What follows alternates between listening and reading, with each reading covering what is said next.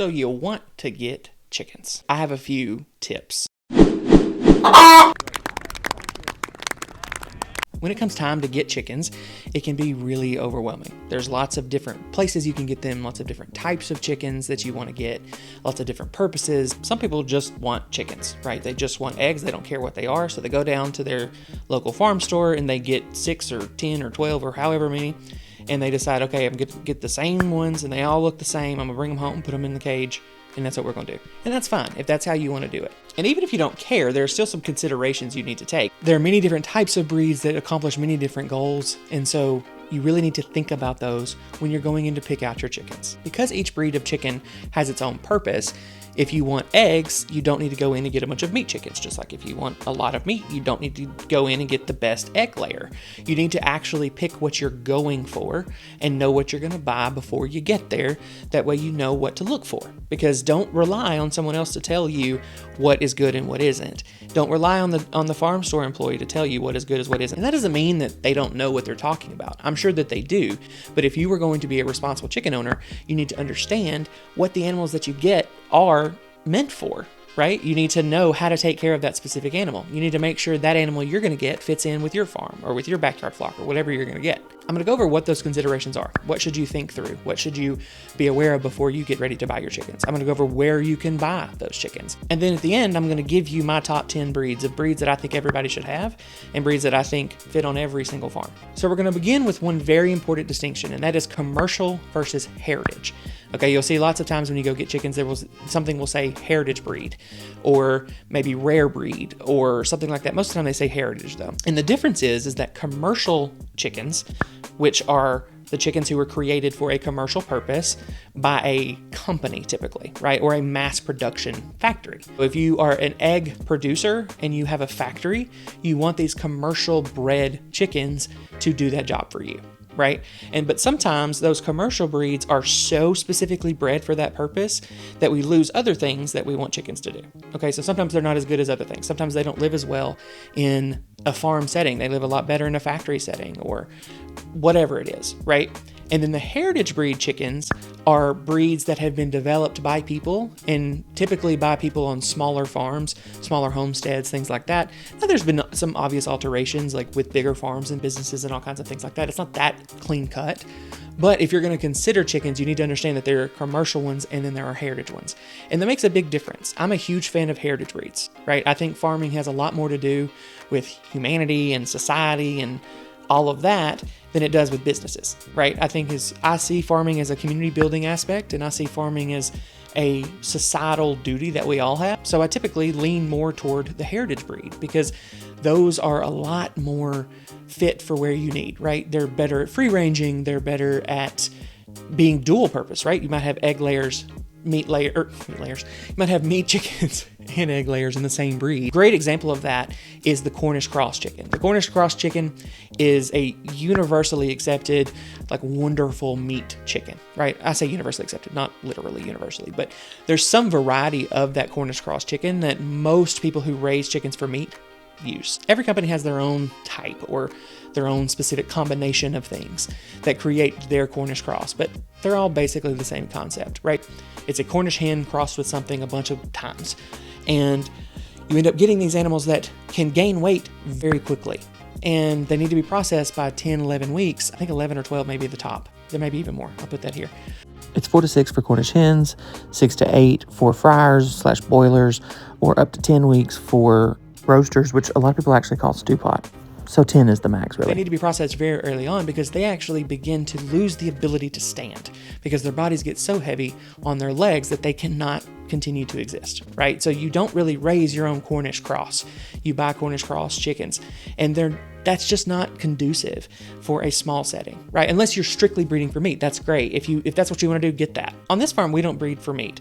We don't really breed for anything, but we don't have chickens that are for meat. Most, if not all of my chickens are actually more meant for eggs. So that's a consideration to have. So don't get a Cornish cross in that situation. Now that we know the difference between commercial and heritage, the first thing to consider is their purpose. As I've been talking about, do you want to raise them for chickens? Do you want to raise them for eggs? Do you want to raise them for meat? What do you want to raise them for? That'll tell you what kind you're going to get. The second thing I would think of is what kind of area do you have to put them in? Are you going to have a big coop? Are you going to have a small coop? Are you going to need bigger birds or smaller birds? I mean, there's a huge difference all the way from the Serama up to like the Jersey Giant. There's a major range of sizes that are available. The next thing you need to consider is your climate. Do you live up north where it's really cold all the time? You need something with a lot more fat and a lot more feathers on it, something that is able to insulate itself. If you live somewhere hot, you want something a lot more trim, something without a lot of feathers. You want it to be able, you want empty legs. So I don't know what that's called, but no feathers on their legs. If you're wanting meat chickens, you want to know the growth rate. Do you want something that grows really slow, something that grows really fast? There are positives and negatives of both, but you just need to know what you're going into. If you're raising for eggs, do you care about egg size? Because egg size also varies between, obviously the smaller the chicken, the smaller the egg typically, but it's not always true. Also, egg color. If you're wanting a variety of eggs, are you okay with just having a bunch of brown eggs? Do you want some white eggs? Do you want some green, some blue, some speckled, some pink, some tan, all kinds of different colors of eggs? What do you want? You also want to look at along kind of with the size of your coop. Are you looking to free range them? Are you looking to let them go out on their own? Some chickens are better at free ranging than others. You want to look at their free ranging ability. And kind of along with the same thing, you want to know what your flightiness is. If the bird is flighty, that means that it likes to fly a lot. And it kind of is a little crazy. It jumps a lot. It does all kinds of different things. I've had them. I do not like flightiness. I very much do not enjoy flightiness in my birds. So I do not get flightiness because I do not have a roof on my chicken pen. It is just a fence. They easily fly out if they're flighty. If you're not going to have a roof, you want something that sits on the ground and doesn't fly away. You also want to know how docile these birds are. Because if you're wanting a chicken to be a pet, you're going to want something that is a lot more docile, obviously. But sometimes with the more docile chickens, the less they have the ability to free range. So there are positives and negatives of everything. And then finally, I think you should consider, again, what your environment is, but how quiet or how loud you need those chickens to be. If you're in a neighborhood, you don't need to get a loud breed. If you're in the middle of the country, maybe you're okay with a loud breed, but maybe you don't want to deal with it. You don't want to listen to it. Mine get on my nerves. They're going to get on your nerves too. Just remember, you picked them, so know what you're going for. Another part you need to consider is the broodiness. If that breed is likely to go broody. So broody is when a chicken, or a hen actually, when a hen kind of, I call it chicken pregnancy a lot. They don't get pregnant, but they decide, I just feel really drawn to sit on these eggs, and they will sacrifice themselves. They won't eat very much. They just sit and they incubate eggs and then raise those babies and whatever. It's this natural process. In some breeds, it has been bred out of them essentially. So like the Rhode Island Red, a lot of the production ones, the egg production ones, they don't go broody at all because they also stop producing eggs when they go broody. But I really personally like broody chickens because I like to raise my chickens under mamas, and broody chickens are the best mamas. So, but that's a consideration you need to make as well. And then when you actually get ready to buy the chickens, you can buy them at a farm store, you can buy them at a local farm, you can buy them at a hatchery. I strongly recommend buying from a hatchery. Now, some local hatcheries do exist, right? Like, I don't know any that are around me, but I prefer them because they are tested and they have to meet certain standards for quarantine and things like that to make sure that the flocks are not diseased. They also have the highest selection of breeds. Murray McMurray Hatchery, Cackle Hatchery, Hatcher, or is it Hatcher Hatchery? Is that where Hoover Hatchery, that services Tractor Supply. Meyer Hatchery, I've ordered from Meyer and Hoover. I keep meaning to order from Murray McMurray, and that just hasn't happened. I keep meaning to order from Cackle because that just keeps happening. There's a few others that I keep meaning to. And then there, like I said, there's some lower production ones, but they don't produce as many breeds as I want. I want a huge selection. I like to have a ton of variety. I don't want any of my chickens to look the same. I want as many chickens that I can tell the difference of and have names for that I can think of. If you buy from a local farm, a lot of times they're not sexed, and they might not be tested for certain diseases. And because there's some diseases that you don't know that your flock has it. Like, so I don't know if my flock has it. So I'm really hesitant to sell chickens because I don't really want to pass on anything potentially. And I can't guarantee that. So you can't guarantee that. And you also may end up with 100 roosters. If you go to a farm store, you have chickens that you don't really know where they came from. Even if they came from a hatchery, you know they came from the hatchery, but how long have they been here? What have they been fed when they've been here? How have they been treated when they've been here? Are they thriving? Are they not? You know, there's lots of different considerations to make there because sometimes they might be a week old at the farm store and you're still like, oh my gosh, do I buy these chickens that already have feathers? If that's what you want to do, great. But like I said, I strongly recommend hatchery because they just come right to your house, or excuse me, not to right to your house. They come to your post office. You go to the post office and pick them up and you go and put them in your little brooder. It's kind of perfect. And so I strongly recommend buying from a hatchery. So there's lots of different things you need to consider, and there's a lot of information online, right? It gets really overwhelming to find everything that you can about these breeds of chickens because there's a million different opinions on a million different things. So I'm going to give you my 10. I'm going to give you my favorites, okay? And I feel pretty strongly about mine. Most of them I have. Some of them I do not, but I feel very strongly about them. I'm going to put them not in any particular order. They're not, like I'm going to name 10, but they're not like ranked, okay? So here we go. First is the Rhode Island Red. This is what everybody typically has. What's funny is I don't. I haven't really done that intentionally. I just never have really gotten them. I've not like avoided it. They've just never been in the priority. But so the Rhode Island Red is going to be a yellow red chicken that produces a whole bunch of light brown eggs. That's what it is. The Rhode Island Red is what you're thinking of if you think of a chicken that looks like a chicken. It's completely unremarkable when its appearance is. It's really dark red, great, good for it. I think they're kind of boring. So sorry. I do actually probably want a couple just because I want to have them because they're so popular, but I don't want a whole flock of them. And the roosters of the Rhode Island Red are little bitches. So be careful if you only want hens in that situation. Number 2 is a Brahma. I have had a Brahma. Unfortunately, we lost her to, I'm assuming, a predator. She just disappeared one day. Really liked her. And you'll see, like I said, I really like the bigger ones. And the Brahmas are big. And there's several different colors. There's light, dark, and there may be one more. Buff. Yeah, light, dark, and buff. And then there's I think there's some other like non-official colors. But I love the Brahma, y'all. She was so sweet. She was so quiet. She was so pretty. She was wonderful. Her name was Brandy. We loved her. She was extremely personable, even though we raise all of our chickens under a hen, so like they're not really as socialized as others. She was freaking wonderful. We loved her. And I love the Brahma, especially for friendliness, because that's just going to be a friendly bird. It just is. The next is the newest breed we have on this farm, and that is the Wyandotte.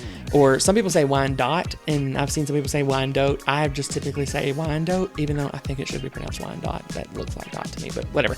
So one thing I really like about the Wyandottes is that they come in about a million different colors. There's golden laced and silver, and I have the blue laced red Wyandottes. I think there's red ones, there may be blue ones, there may be Colombian ones. I don't know, there's several types of colors of Wyandotte. They are friendly chickens, they are quiet chickens, and they're pretty calm. At least what people have told me. These are my first ones that I've ever had. And I think the blue lace red Wyandottes are so freaking pretty. Like, what a cool looking chicken that is. And so I strongly recommend them because honestly, everyone has them and they do a really good job at raising other chickens too. So they're a good broody mama, which so is the Brahma. The next one is the Plymouth Rock. This is another one I don't have, which I know it's kind of odd that I'm naming a bunch that I have. I've got more, or much that I don't have. I have more that I have. The Plymouth Rock I don't have either. Well, actually, that's not true. That's a lie. It's also the newest one here. I have Blue Rocks. The Plymouth Rock, there's a barred one, a Columbia one. Columbian is like a white with black tips, basically. I think they're a Columbian one. Mine is blue, and then I think there's another one, but I don't remember what it is. There might be a white one, a white rock. Anyway, I have a blue one. I don't know if that's an official color, if it's been mixed with something, but either way, I have 3 of them out. They're little bitty tiny. They're the ones growing up in my blue lace red Wyandottes. But so they're a very multi-purpose chicken, right? They're a very classic chicken. They're really good layers. They're really friendly. They're also dual purpose. Like I said, they can produce meat as well if that's something that you're looking for. They can do several different things. And they're just a pretty normal, chill chicken from everything I've been told. So I do have them. So I guess I'll let you know in the future. Mine are about 6-8 weeks old. So they're not quite ready yet, but they will be. The next one is one that I no longer have, and that is the Salmon Faverolles, or just the Faverolles. I think salmon may be a color, but the Faverolles. I no longer have them because I lost 2 when I got them. I lost them as babies, and then I lost another one. I don't remember what happened to one of them. But then I lost one to a predator. That's the only one that I have a video. Yeah, a fox came and got her from the front of the house. It was kind of sad. The other one just dead. Don't know what happened to her. She was just dead in the coop. So I don't know that I would go back to where I got them to get Faverolles, but I do really like them because they also produce a pink egg. All the ones that I've said before, the Rhode Island Red, the Brahma, the Wyandotte, the Plymouth Rock, all of those produce light brown eggs, by the way. The Faverolles also produces a light brown egg, but sometimes it can trend pink. That's what I was talking about earlier when I had one that kind of produced a little bit of pink eggs. That was my Faverolles. So they're not really pink, but they're kind of like there's like this, I don't know. They're kind of, I would say they're light brown to terracotta almost. Maybe, not really, but kind of pink. They provide a little bit of variety sometimes. They're also really cool looking birds. They are a unique color compared to my other ones. They have feathers on their feet, which I love. That's a very common thing for me. They are very sweet. They're really quiet, at least the ones I've had are. And they're chill chickens. They're never at the top of the pecking order. They're always, my Fabrols are always like middle of the road. That's where they always were. But yeah, unfortunately I don't have any more. But I plan to get more Fabrols because I really, really liked them. Number 6 is my second favorite breed of chicken ever. And it's funny because I'm recommending this one, although it is completely impractical. It's the Polish. It's not known for being a good free ranger. It's not known well for being like super good egger. It's not known for producing meat. It's kind of really dumb. It sometimes is blind because of the stupid crests that come over them, but I love them. I love them so much. I have 4 of them. I did have 5. I lost one to also a predator. It sounds like I lose a lot to predators.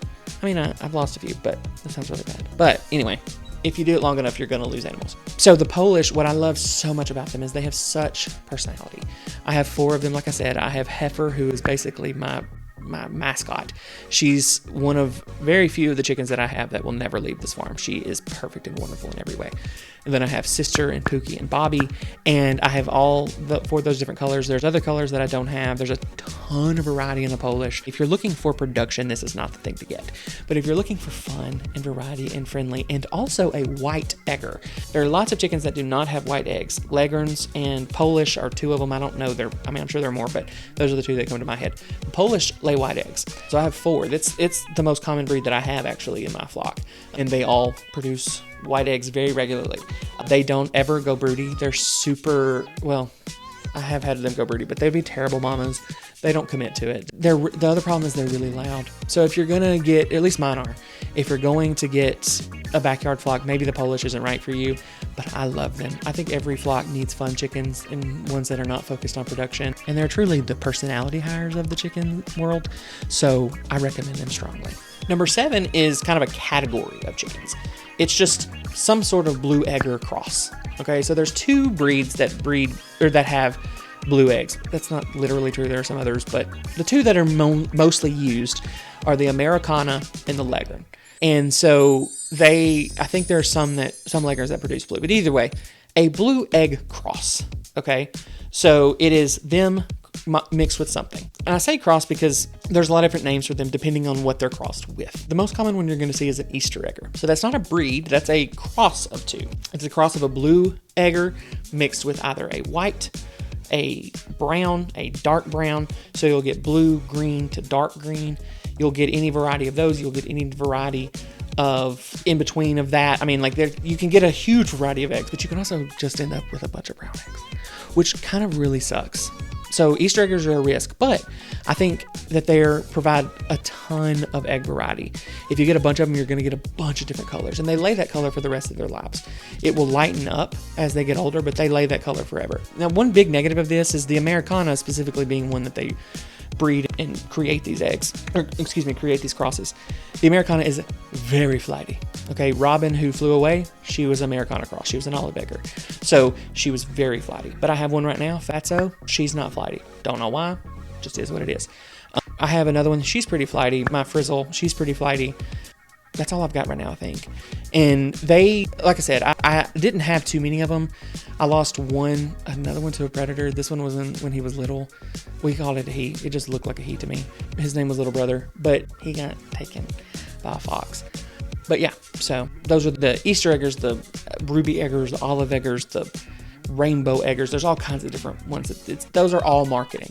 It's all just Americana crossed with something, or I think some Leghorns lay blue, like I said, maybe not, but it's something crossed with a blue egg layer. And the next one is also major big on the egg color part of this, and that is the Black Copper Moran. So the Black Copper Moran lays the darkest eggs of all the breeds of chickens.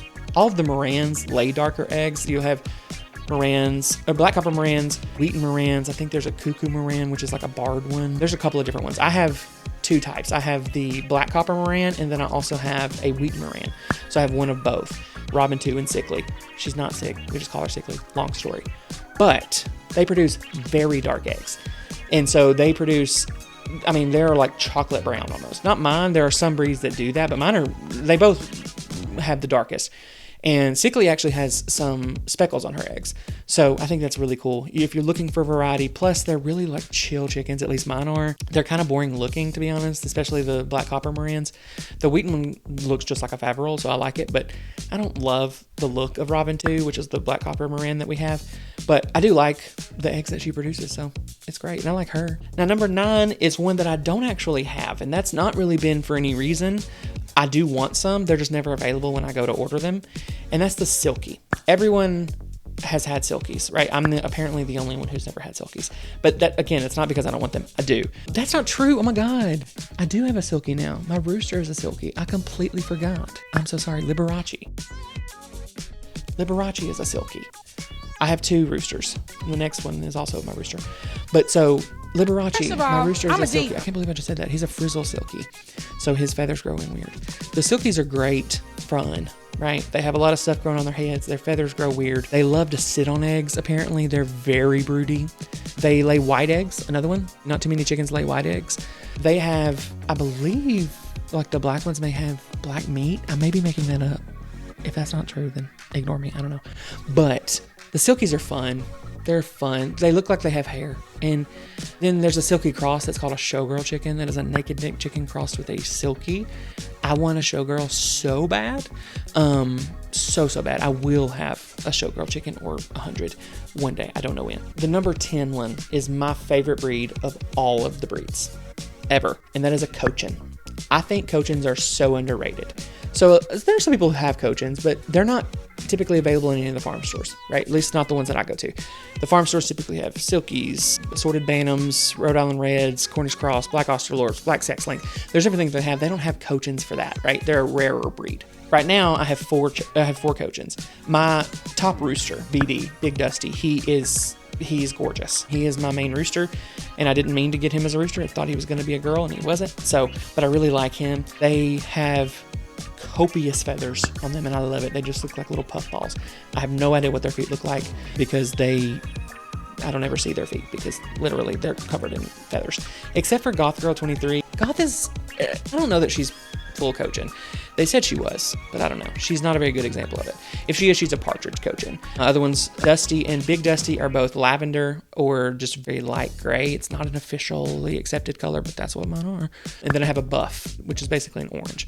We call her Red. So I did have another one. I sold her sister. But so I really like the Cochins. They're so fun. They're very sweet. They're very calm. They're very quiet. I mean, my rooster's a little bit annoying. He likes to attack every once in a while. He's a rooster, but he's not as bad as he could be. And my other Cochins, like Dusty, has raised several chickens for me. Dusty's currently raising 7 right now. I posted about her on TikTok before. I love Dusty. Dusty's another one that will never leave this farm. Dusty and Heifer probably are the 2 that will never leave this farm. And I love them. I would probably have an entire program of Cochins. I've actually thought about it. I thought about actually breeding Cochins and selling them because I think they should be a lot more popular than they are. And there's also Bantam Cochins that come in a variety of colors as well. The Cochins themselves come in, golden lace, silver laced, white, black, blue, lavender, buff, red, partridge. I mean, there's probably more, honestly. Barred. There's a barred Cochin. I think it may be a Bantam, but it's barred. I mean, Calico, Jubilee. There's like a million different types, right? They're decent layers. I mean, they're not going to win any competition for like laying the most eggs, but they're really cute when they do win. And they're really good mamas. Dusty, like I said, has raised probably now 30 babies. I don't know if it's literally 30, but she's probably, if she's not at 30, she's about at 30. This is her 4th time, I think, raising babies, and I will use her again if she will be willing to go broody.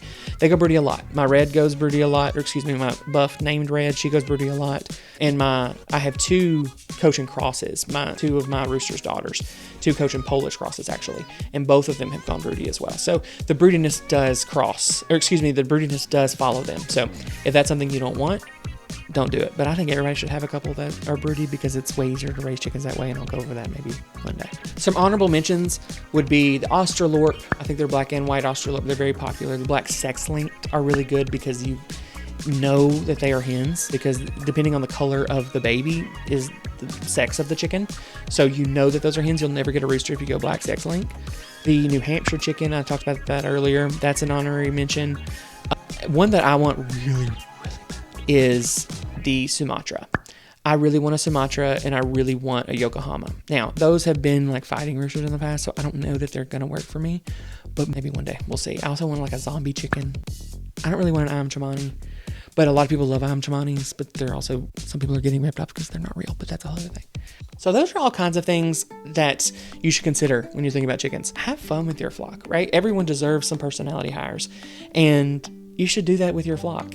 And so tell me what you have and why you have them. What do you like about those? You know, especially if there's a breed I haven't mentioned, I want to know what you think about that and why you like it so much. And I'm probably going to do this on rabbits and cows and dogs and everything else eventually, but I wanted to do chickens first because that's what I have the most of right now. And so stay tuned for the next episode of what we're talking about here at Rhinestone Ridge Farms. Feel free to subscribe. Feel free to click the bell icon so you can get notifications of when I post. And we're going to try to produce more and more. I'm really enjoying this whole content production thing. This is fun for me. Honestly, this is what I think about all day anyway. So I'm just like, let's talk about it and let's discuss it with people online. So feel free to let me know what you think. And past that, we will see you next time.